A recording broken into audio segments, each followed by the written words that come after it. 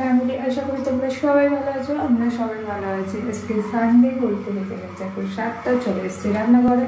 এখন তো নিচে শোয়া হচ্ছে, মা আর আমি মিলে নিচের ঘরটা উপরে সেরে একবারে তারপর ওপরে আসি। ওপরে এসে একদম রান্নাঘরে চলে আসি। পাক্কা 7টা বাজছে, বাবা তোমার 9টার মধ্যে বেরোবে, রান্নাটা কমপ্লিট করবো। আজকে আমি নিরামিষ খাবো। আর মাদের জন্য মাছ আনা হয়ে গেছে, বাটা মাছ নিচ্ছে, বাটা মাছের ঝোল হবে। আর আমার জন্য নিরামিষ একটা তরকারি হবে, উচ্ছে ভাজা হবে। আর কী কী হবে মা আসুক, মা গেছে ঠাকুরঘর পুজতে, ঠাকুরঘরটা পুছে আসুক, তারপর মানে দীক্ষা ইষ্টবন্ধ করতে গেছে, ঠাকুরঘরটা পুছে একবারে বেরিয়ে আসবে। তারপর বলুক মা কী কী রান্না হবে। আর চলো আজকে ব্লগটাকে এখান থেকে শুরু করে, আশা করি আমার দিনটা খুব ভালো যাবে, তোমাদের দিনটা খুব খুব ভালো যাবে। আজকে এক কাজ করেছি, একেবারে আলু দিয়ে ভাত বসিয়ে দেবো।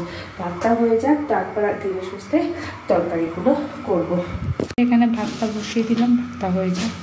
পটলটা তরকারি বসিয়ে দিয়েছি, আর এখানে হচ্ছে ভাজাটা হয়ে গেছে।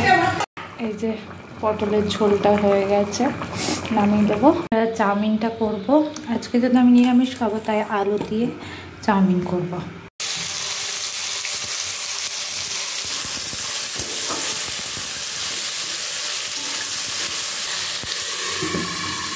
আলু ভাজা দাম, এবারে মধ্যে চাউমিনটা দিয়ে ছেড়ে ছেড়ে নামিয়ে দেবো। একটু গোলমরিচ পুরো দিয়ে দেবো। এক গামলা চাউমিন রেডি। আলু পটল দিয়ে বাটা মাছের ঝোল করে নিলাম। এখানে আমার পুজো দেওয়াই হলো, ঘড়িতে বেজে গেছে 10টা, পুজো দেওয়া হয়ে গেছে। শিব ঠাকুরের জন্য দুধ এসছে, ভাবলাম দুধটা দিয়ে, আর ঢালার পরে অল্প একটু দুধ ছিল, তাই বললাম ওটাকে দিয়ে একটু আইসক্রিম বসাবো। তাই দুধটাকে জাল দিয়ে নিয়ে একটু ঘন করবো, এটা বলছিলাম। দুধটাকে একটু ঘন করবো, তো গ্যাসের ফ্লেমটাকে একদম লো করে দিয়ে বসিয়ে রাখলাম। এখানে কিছুটা আমন্ড বাদাম একটু গুঁড়ো করে নেব, এর সাথে কাজু বাদাম হলে ভালো হতো। কাজু বাদাম নেই, তাই শুধু আমন্ড বাদাম একটু ক্রাশ করে নেব। এর মধ্যে আমন্ড বাদাম একটু ক্রাশ করে নিয়েছি, এটাকে দিয়ে দিলাম। এটা একটু জাল দিয়ে আর একটু ঘন করে নিতে হবে। অল্প একটুই দুধ ছিল, তো ওটা দিয়েই করছি, দেখি কেমন হয় খেতে। এটাকে ভালো করে আর একটু জাল দিয়ে নেবো, আর একটু ঘন হবে। আর এখানে আমি একটু গুড় দিয়ে করবো, একদম হেলদিভাবে করার চেষ্টা করছি। চিনি কিন্তু গুড় দিয়ে দেবো, গুড় দিয়ে এটাকে করবো, দেখি কেমন হয় খেতে। একটু মিষ্টির জন্য গুড়ি অ্যাড করলাম। এখনকার গুড় তো আর খেজুরের গুড় না, আখের গুড় ছিল, সেই আখের গুড়টাকেই দিয়ে দিলাম। কালারটা বেশ এসছে, হালকা লাল লাল ভাব। আর এটা হয়ে গেছে, এটাকে এবার বন্ধ করে ঠান্ডা হতে দেবো। ঠান্ডা হতে হয়ে তারপর এটাকে বেশ ব্যাপারটা জমবে, খেতে কেমন হবে পরে মাকে টেস্ট করাবো। চলো বন্ধ করে দিই, থাক এটা এখন। এটাও কি সুন্দর কালার এসছে, আর ঠান্ডাও একদম হয়ে গেছে। এবার এইটাকে এই যে আইসক্রিমের মোলটাকে ধুয়ে রেখেছি, এর মধ্যে দিয়ে ফ্রিজারে দিয়ে দেবো।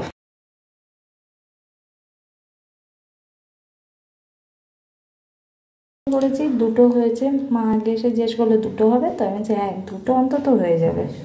এই যে হয়ে গেছে, এটাকে ফ্রিজে ঢুকিয়ে দেবো। ফ্রিজে ঢুকিয়ে দিলাম, থাক এটা। এটা আরেকটু বাড়িয়ে দিই, হাইতে করে দিলাম, থাক। এই যে ব্রেকফাস্ট করতে বসে গেলাম চাউমিন নিয়ে।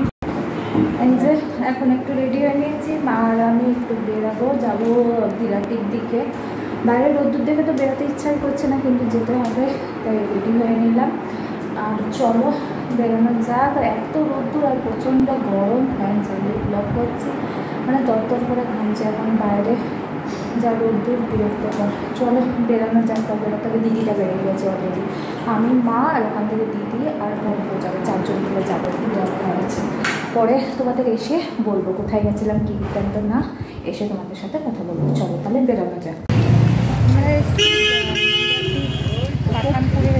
সবাই মিলে এখন 5টা বেজে বেজে গেল আস্তে আস্তে। রাস্তা জ্যাম ছিল না, গাড়িটা এত স্লো যাচ্ছিল। আর দুটো গাড়িতে আমাদের এখানে আসতে হয়। কিসের জন্য এসছি না আসছি বাড়ি গিয়ে বলছে। এখন যাই সেখানে 5:30 অ্যাপয়েন্টমেন্ট দেওয়া আছে, আগেই করছে। নেমেই সবাই চিপস খেতে শুরু করে দিল। যে মা নিয়েছে আর ছেলের অলরেডি খাওয়া হয়ে গেছে।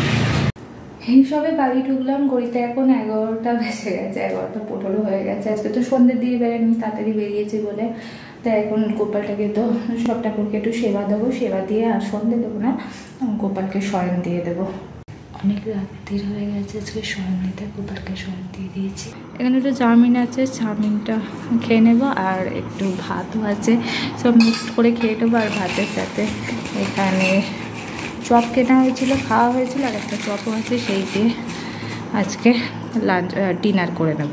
বার করলাম ফ্রিজার থেকে, কিন্তু এইটা কি করেছি, এই আগের বছর করেছিলাম যখন আইসক্রিমের কাঠি দিয়েছিলাম, খুব সুন্দর উঠে গেছিলো। কিন্তু এবার এই কাঠিগুলো না ভেতর অবধি যায় না, তো উঠতে চায় না। তাই ভাবলাম রেখে দিলাম, কিন্তু উঠছে না। তাই অবাস্তব চামচ নিয়ে নিয়েছি, চামচ দিয়ে খুলে খেতে শুরু করে দাও।